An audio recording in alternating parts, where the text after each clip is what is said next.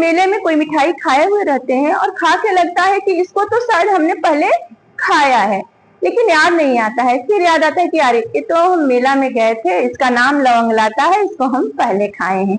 तो इस तरह का जो ज्ञान है, बीती हुई घटनाओं का पुनः से वर्तमान में स्मरण आ जाना, याद आ जाना, ये प्रतिभिज्ञा हुआ। ठीक है, उसके बाद हम आते हैं अलौकिक प्रत्यक्ष में। ये ना दो प्रकार का होता है, एक सामान्य लक्षण, दूसरा ज्ञान लक्षण।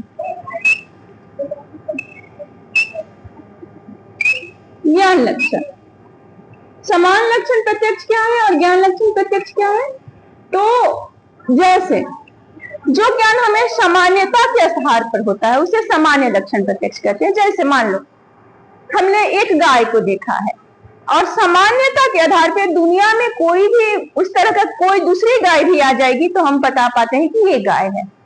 तो जो इस सामान्य लक्षण के कारण हमारे मानस पटल में ज्ञान हो जाता, उतर जाता है, उसको सामान्य लक्षण का प्रत्यक्ष कहते हैं। क्योंकि उनकी सामान्यता पे दृश्य में तो हम एक चीज को दृश्य कर रहे हैं, लेकिन पूरे जब भी उस तरह के उस आकार प्रकार के उस समानता गुण वाला सामान्य गुण वाले वस्तु को देखेंगे तो हम ये पाएंगे कि ये क्या है, गाय है या भैंस है या बैल है, जो भी उदाहरण है, सामान्य लक्षण का ये हो गया।